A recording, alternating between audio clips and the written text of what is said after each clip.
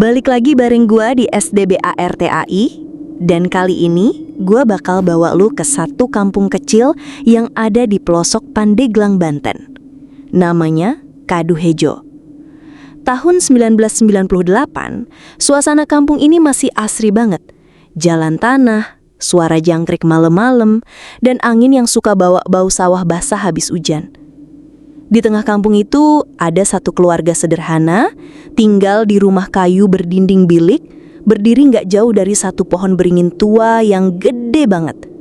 Mungkin umur pohon itu udah lebih dari ratusan tahun. Keluarga itu terdiri dari Mang Eman, seorang petani yang tiap pagi ngarit rumput dan nyangkul sawah. Orangnya pendiam, tapi rajin banget. Kalau ada kerja bakti, dia yang paling duluan datang.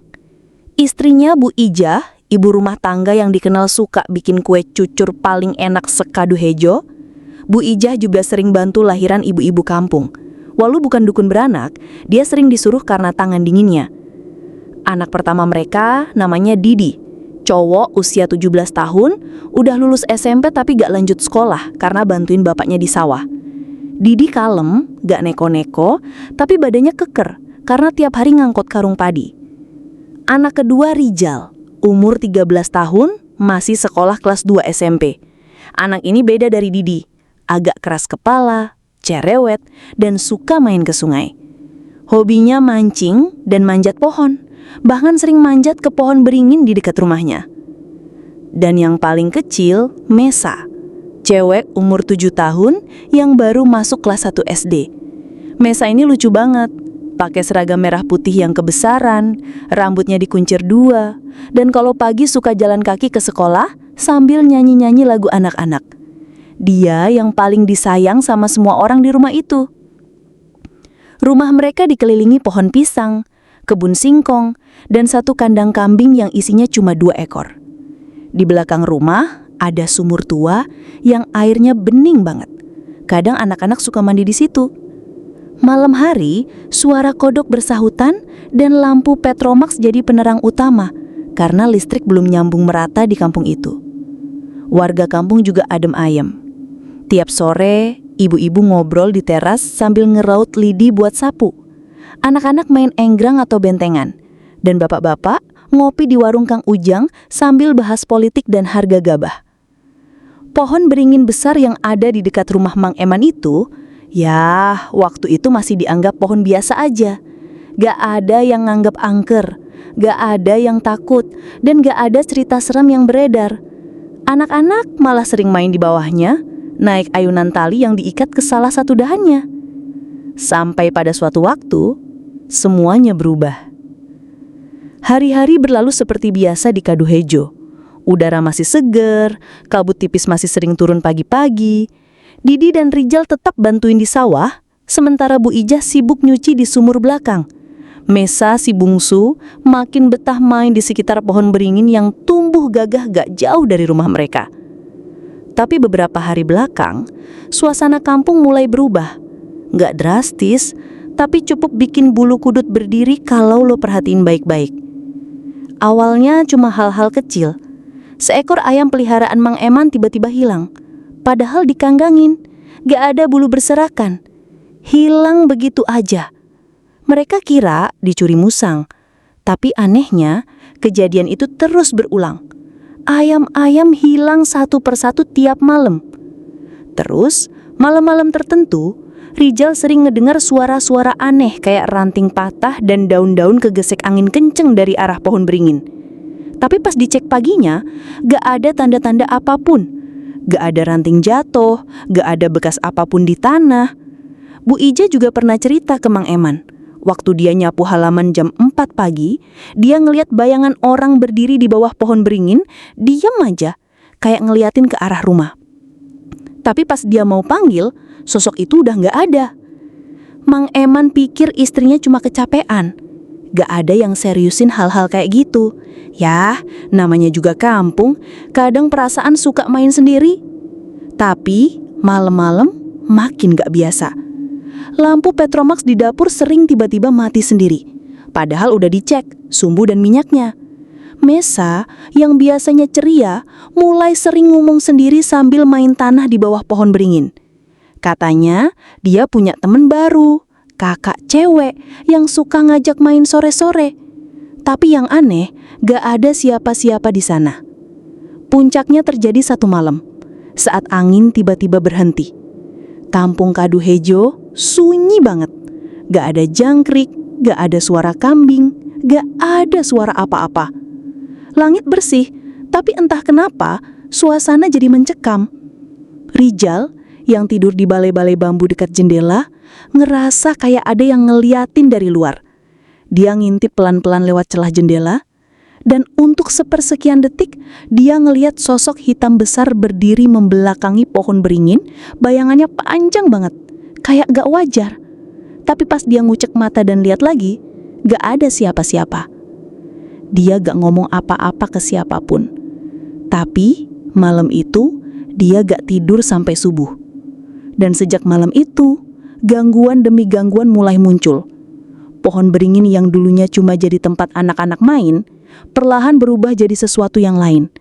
Sesuatu yang dingin, menyeramkan, dan seolah punya mata yang terus mengawasi. Dan satu hal yang gak mereka tahu, pohon itu bukan pohon biasa. Sejak beberapa hari terakhir, Mesa makin susah diatur. Bocah kelas 1 SD itu sekarang lebih sering main sendirian di bawah pohon beringin. Kalau disuruh masuk rumah, dia ngambek. Kalau dilarang main ke situ, dia bisa nangis sampai kejang-kejang. Bu Ijah mulai curiga, tapi gak tahu harus curiga ke siapa atau ke apa. Yang bikin ngeri, Mesa sering pulang dengan kondisi baju penuh tanah, bahkan pernah sampai kaki dan tangan lecet kayak abis jatuh. Tapi waktu ditanya, jawabannya selalu sama. Aku abis main sama kakak, bukan kakak kandungnya, tapi kakak cewek yang katanya tinggal gak jauh dari pohon beringin itu. Didi dan Rijal awalnya cuma anggap itu hal biasa, bocah kecil kan sering punya teman imajinasi. Tapi makin lama, Mesa mulai ngomongin hal-hal yang gak masuk akal. Kayak suatu pagi, dia bilang gini, "Kakak hari ini sedih, katanya dia pengen pulang ke rumahnya yang lama, tapi nggak bisa." Suasana di rumah Mang Eman makin dingin. Angin malam sering bawa bau anyir yang nggak ketulungan masuk dari celah dinding bambu. Didi bahkan pernah ngedenger suara anak kecil ketawa pelan tengah malam, padahal semua udah tidur. Waktu dicek, semua pintu masih terkunci, tapi jendela kamar Mesa kebuka sendiri. Malam itu juga, Bu Ijah kebangun jam 2 subuh dan ngelihat Mesa lagi berdiri diam di depan pintu rumah, ngadep ke arah pohon beringin. Matanya kosong, kakinya kotor, penuh tanah. Tapi dia diam aja. Waktu Bu Ijah tarik tubuh anaknya, tubuh Mesa dingin banget, kayak es. Besoknya Bu Ijah nekat ngajak Mesa ke puskesmas, takut anaknya kena gangguan jiwa atau sakit apalah. Tapi dokter bilang, anaknya sehat, cuma mungkin kurang tidur. Tapi siapa yang bisa tidur kalau tiap malam ada suara nangis dari arah pohon beringin? Mang Eman yang biasanya nggak pernah percaya hal mistis, akhirnya pasang kemenyan dan ayat-ayat pengusir gangguan di sudut rumah. Tapi malam itu, angin gede datang mendadak masuk lewat celah atap dan bikin kemenyan padam sendiri. Daun beringin rontok, jatohin bayangan-bayangan panjang ke halaman depan.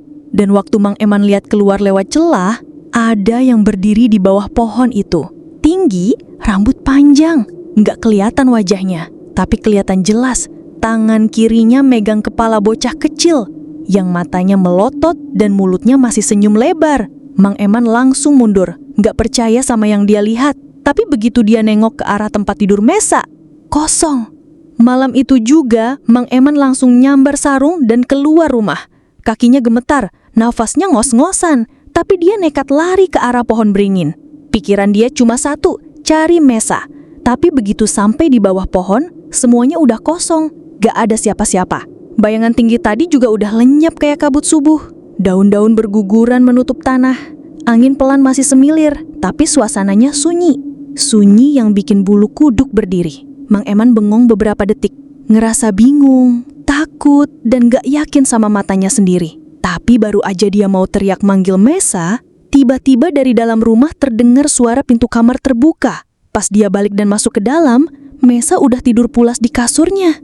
Wajahnya tenang, nafasnya teratur, Nggak ada tanda-tanda habis main di luar atau kerasukan, tapi tubuhnya masih dingin, seolah baru bangun dari peti es. Mang Eman cuma bisa duduk di samping kasur sambil ngelus dada. Nggak ngerti ini semua apa artinya. Besok paginya, kabar aneh mulai nyebar. Warga yang lewat di depan pohon beringin ngalamin hal-hal ganjil. Ada yang ngelihat bayangan perempuan berdiri di atas cabang paling tinggi. Ada yang dengar suara ketawa bocah kecil dari dalam akar. Bahkan ada yang ngalamin ban motor bocor tanpa sebab tiap kali lewat situ. Ada satu warga, Kang Iwan, sempet jatuh dari motornya pas lewat malam-malam. Katanya kayak ditarik sesuatu.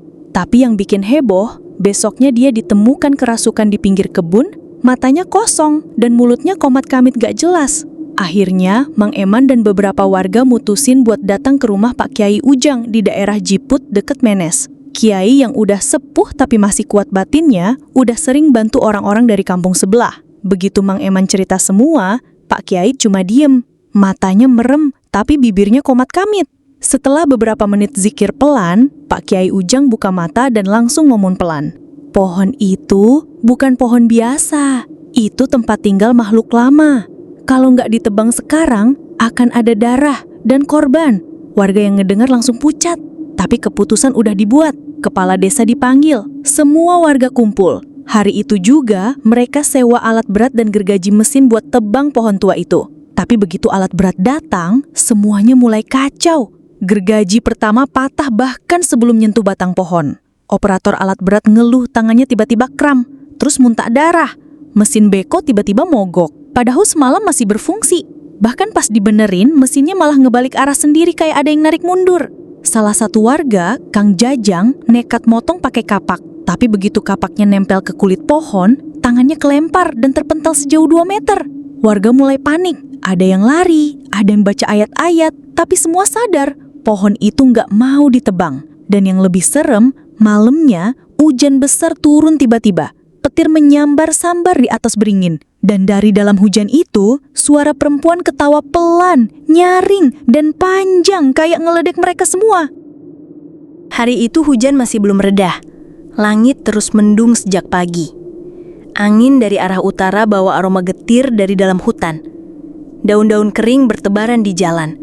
Dan warga Kaduhejo mulai tutup pintu lebih cepat dari biasanya. Setelah alat berat gagal, kepala desa manggil kembali Pak Kiai Ujang. Kali ini bukan buat minta tebang pohon, tapi buat minta petunjuk terakhir sebelum semuanya telat. Sore itu, Pak Kiai datang naik mobil tua warna krem, ditemenin 2 santri mudanya. Begitu turun, dia langsung disambut warga dan dibawa ke lokasi pohon beringin.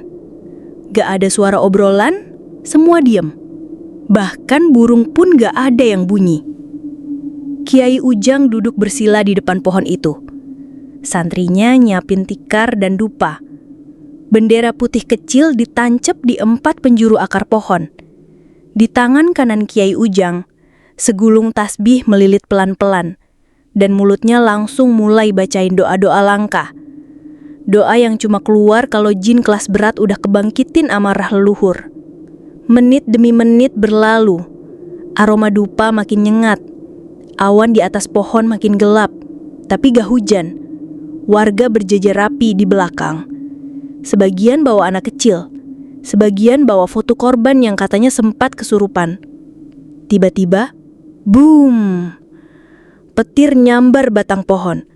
Semua orang kaget dan pada tiarap. Tapi anehnya, pohon itu gak goyang sama sekali. Malah makin hidup.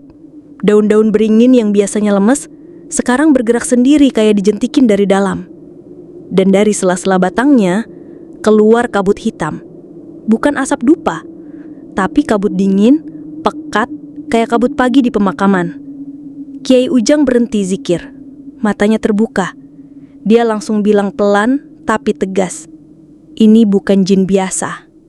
Ini bekas sesajen dari zaman lama. Ada darah, ada tumbal. Warga mulai berbisik-bisik. Ada yang bilang dulunya area itu memang tempat buang ari-ari bayi. Ada juga yang percaya zaman Belanda dulu, tempat itu pernah jadi lokasi penyiksaan. Tapi yang pasti, energi dari pohon itu bukan cuma makhluk, tapi juga dendam paling tua di desa mereka. Kiai Ujang mutusin buat ngadain ritual malam Jumat. Di malam itu, semua warga harus padamkan lampu tepat jam 9. Tutup jendela, dan gak boleh keluar rumah sampai ayam jago pertama kali bunyi. Pas malam tiba, suasana desa Kaduhejo berubah total. Gelap gulita, gak ada suara motor, gak ada radio. Hanya desisan angin dan kadang suara langkah kaki samar di pekarangan. Entah siapa. Kiai Ujang dan santri-santrinya udah siap di bawah pohon dengan sesajen lengkap. Api kecil dinyalain di 4 arah mata angin. Air kembang disiram ke akar. Ayat-ayat mulai dikumandangkan, keras dan cepat, kayak perang batin antara langit dan bumi. Tapi baru 15 menit, semua api padam sendiri. Dan dari atas pohon, muncul sosok hitam besar, bertanduk, matanya merah, dan mukanya udah gak jelas muka apa pantat. Tapi anehnya, di bawah kakinya ada bocah perempuan kecil, berdiri, senyum, rambutnya basah kuyup. Kiai Ujang gak gentar, tapi dia tahu ini belum bisa dilawan sekarang. Makhluk ini belum mau pergi, dan ritual malam itu belum cukup kuat buat memutus ikatan energi yang udah tertanam sejak ratusan tahun.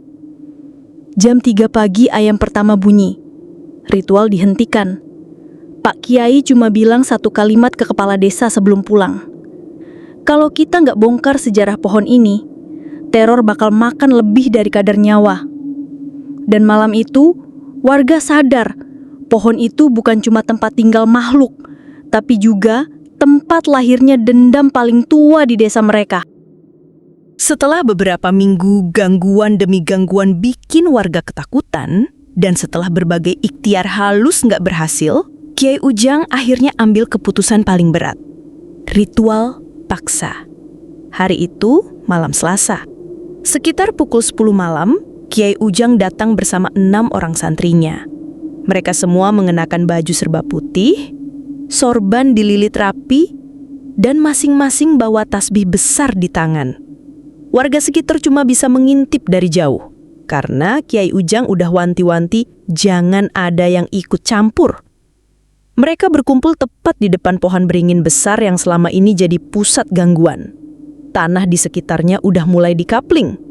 Jalan setapak berubah jadi cor-coran beton, dan sebagian akar pohon udah terpotong alat berat. Aura di situ nggak ramah.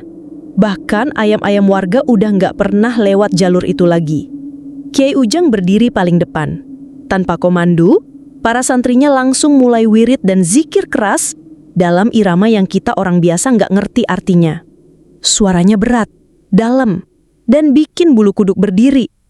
Kiai Ujang sendiri mulai membacakan doa-doa panjang.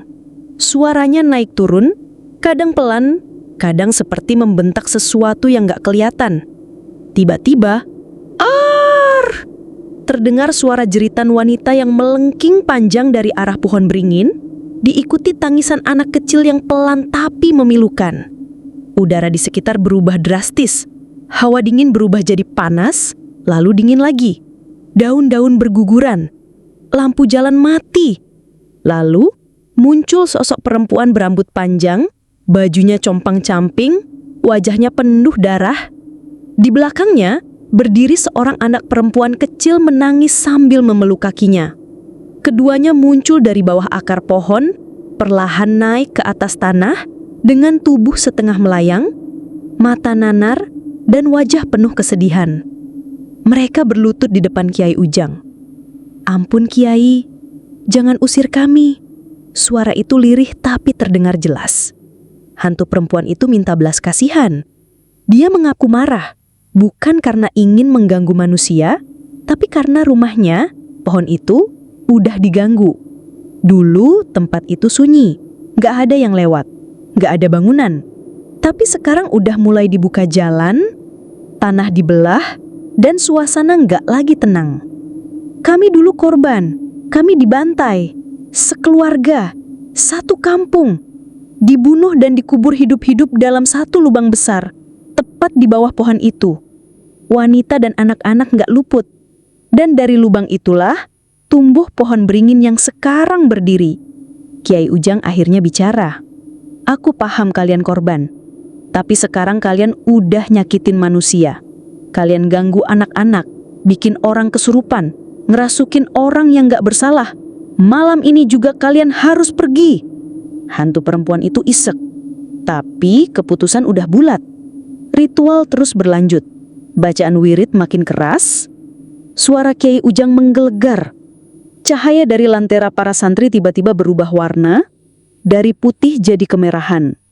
Tanah di bawah pohon bergetar. Akar-akar yang menghitam mulai retak.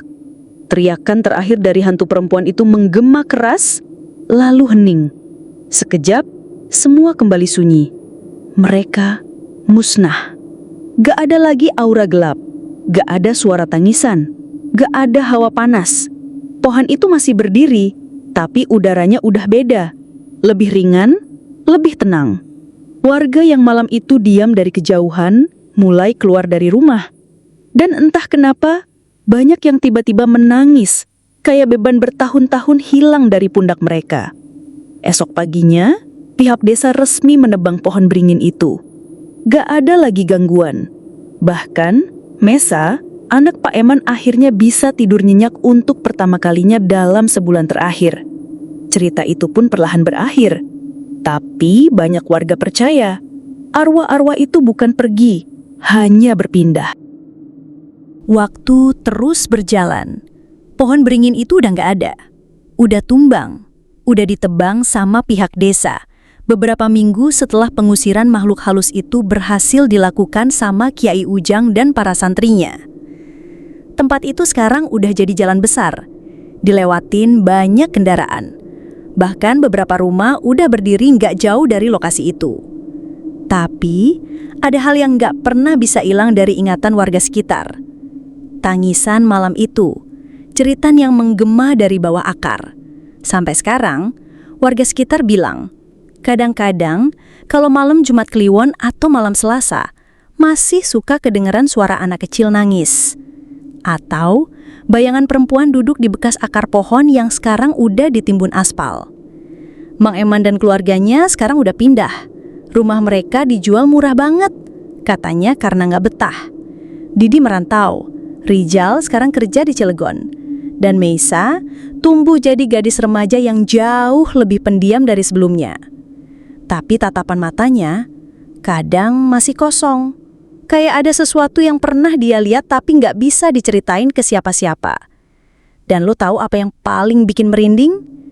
Beberapa tahun setelah pohon itu ditebang dan tempatnya dijadiin perempatan jalan, kecelakaan sering banget terjadi di situ. Seringnya, yang meninggal itu anak kecil atau ibu muda. Banyak orang mikir, semuanya udah selesai waktu pohon itu ditebang. Padahal kenyataannya, yang terkubur gak akan pernah benar-benar diam. Mereka hanya nunggu saat yang tepat buat kembali nunjukin kalau dunia mereka gak bisa semudah itu dihapus dari peta.